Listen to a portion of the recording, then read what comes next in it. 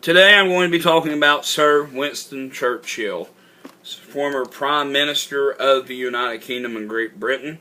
He was born on November 30th, 1874 in Belheim, Oxfordshire, England. He would die on January 24th, 1965 at age 90 in Kensington, London, England. Churchill was born into a mixed couple. By that I mean nationality. Churchill came from a long line of English aristocratic politicians. His father was Lord Randolph Churchill, who descended from the first Duke of Marlborough and was himself a well-known figure throughout the 1870s and the 1880s in Tory politics. His mother was born Jenny Jerome and was an American heiress, hence where I get the mixed couple thing, whose father was a stock speculator and a part owner of the New York Times. Fun fact, rich American girls like Jerome who married European noblemen were known as dollar princesses because they married into money. Churchill was born at the family's estate near Oxford, and he was educated at Harrow Prep School, where he performed so poorly that he did not even bother to apply in Oxford or Cambridge. Instead, Churchill headed off to military school and enlisted in the Royal Military Academy of Sandhurst. After he left Sandhurst, Churchill would travel all around the British Empire as a soldier and a journalist. And in 1896, he went to India, and his first book was published in 1898. This was an account of his experiences in the India's northwest frontier province. In 1899, the London Morning Post sent him to cover the Boer War in South Africa. He was captured by enemy soldiers and almost as soon as he arrived. That sounds kind of horrifying if you ask me, to be captured in a foreign land by people you have no clue who they are, and all you're doing is being a journalist. He wasn't really even being much of a soldier. He wasn't really fighting. He was just writing.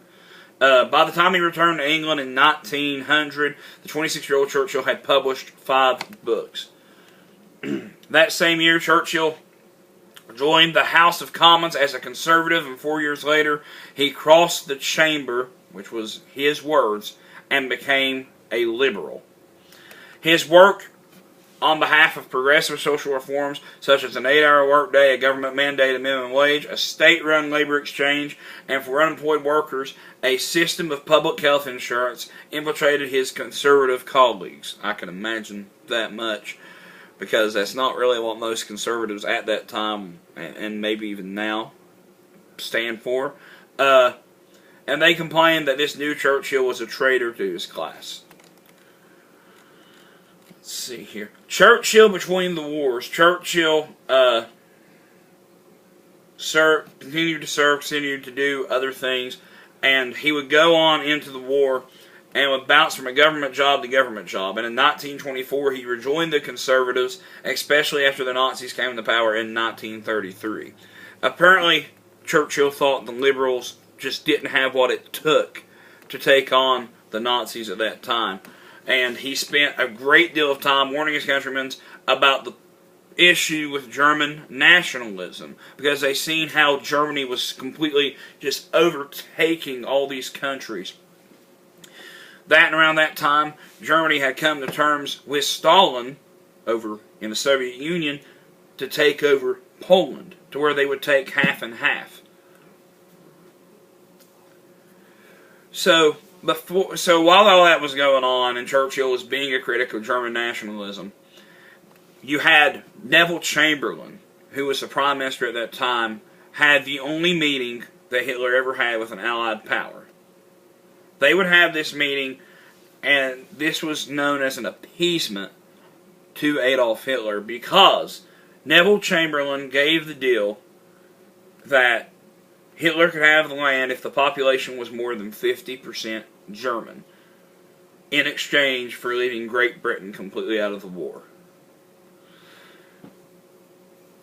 As well as this country or area that Chamberlain agreed on was Czechoslovakia, and Churchill said that it was throwing a small state to the wolves. And it was. He was flat out giving away he was giving Nazi Germany this whole land in a promise of peace that they had to know wasn't going to come to play. A year later, Hitler broke his promise and invaded Poland. Britain and France would then declare war, and Chamberlain was pushed out of office, and Churchill took his place as Prime Minister in May 1940. This is when Churchill came to play. Churchill said, "I have nothing to offer but blood, toils, tears, and sweat." He told the House of Commons in his first speech as Prime Minister, "We have before us many, many long months of struggle and of suffering. You ask what is our policy? I can say it is to wage war. By sea, land, and air, with all our might and with all our strength that God can give us, to wage war against a monstrous tyranny, never surpassed in the dark, lamentable catalogue of human crime. That is our policy. You ask what is our aim? I can answer in one word. It is victory. Victory at all costs. Victory in spite of all terror. Victory however long and however hard the road, for without victory there is no survival." Churchill, a fire was lit under him seeing all this. Seeing that Chamberlain went and decided, "I'm going to give a appeasement deal in exchange for peace." And Churchill knew it wouldn't work. Churchill, after it happened, got on public radio and would give speeches and talk about, this isn't working. He would say, we have got to go to war with Germany. He pushed it. And Chamberlain, even when Chamberlain appointed him underneath him to take the position, he wouldn't declare war. He refused. 7 months had passed, things got worse, and then Chamberlain decided, it's time to declare war, when he should have declared war 7 months prior. Churchill predicted that the road to World War II's victory was going to be long and difficult, and it was. France fell to the Nazis in June 1940, and in July, German fighter planes began 3 months of devastating air raids on Britain herself. This was a tactic Adolf Hitler had. Hitler knew that Churchill and Britain was not going to fight. They were not going to give up. He knew he couldn't just march in and take control of Britain like he had with so many other countries, Poland included. He just couldn't go ahead and just take it and be done. He knew Churchill was going to fight back. So this was a tactic to scare Britain into giving up, is bombing houses, bombing, buildings, just flat out killing and devastating people. So Churchill would surrender, which he doesn't. The future did indeed look grim, but Churchill did all he could do to help keep Britain's spirits high. He gave stirring speeches in Parliament that would just fire people up, and on the radio. He even persuaded U.S. President Franklin D. Roosevelt to supply war supplies, such as ammunition, guns, tanks, to the Allies, known as a program called Lend and Lease, before the Americans even entered the war.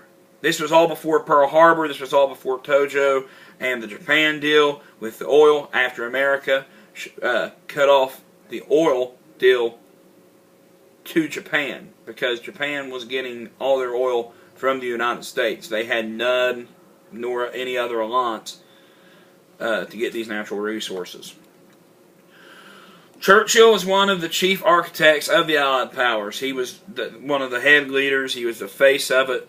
And the war-weary British voters ousted the Conservatives and their Prime Minister from office just 2 months after Germany's surrender in 1945. So after the war, the people of Britain was like, that's enough. We're done. We're done with the Conservatives. They're killing us. We just got done with this war, and here we are. So they got rid of Churchill in 1945. Then the Iron Curtain would be known. This is a huge, huge, huge moment in Churchill's career. The now former Prime Minister will spend the next several years warning Britons and Americans about the dangers of Soviet expansion. The Soviets were communist. Communist has always been the bad word in history, and still to this day, it's not seen as a good word. I won't even give my opinion on it. It's in the speech in Fulton, Missouri in 1946, Churchill declared that an anti-democratic Iron Curtain is brewing challenge and parallel to Christian civilization. He descended across Europe, and Churchill's speech was the first time anyone had ever used the now common phrase to describe the communist threat. Now, anytime you hear communism, you think of the Iron Curtain with Russia. 1951, the 77-year-old Winston Churchill became Prime Minister for a second time. Britain decided, you know what, we need this guy. This guy, he's a cheerleader. He's encouraging us. He's fighting for us as a country. We need this man in office. So he spent most of his term working, though unsuccessfully, to build a sustainable alliance between the East and West, and he retired from this post in 1955 after knowing this wasn't going to work. In 1953, Churchill was made a knight by Queen Elizabeth. He was known as a Knight of the Order of the Garter. He died in 1965, 1 year after retiring from Parliament. So Churchill stayed pretty active up until he died. Churchill won the Nobel Peace Prize for his literature in 1953 and for a 6th volume of history in World War II. Just as a fun fact, there, a little side fact. But Churchill, the reason he has such a synonymous effort today is that he was supportive of his country. He would go with high risk, high reward. And he also was a very, very, very confident individual that whatever he pushed for would come to pass and would work. Something I think a lot of leaders have lost today, and I think we as Americans and just as people in general can learn from Winston Churchill. But that's all the information I know to give on Winston Churchill. I hope I did him justice, and he will never be forgotten in American nor world history. Churchill gave a speech at Harvard, and his exact quote when he stood on the stage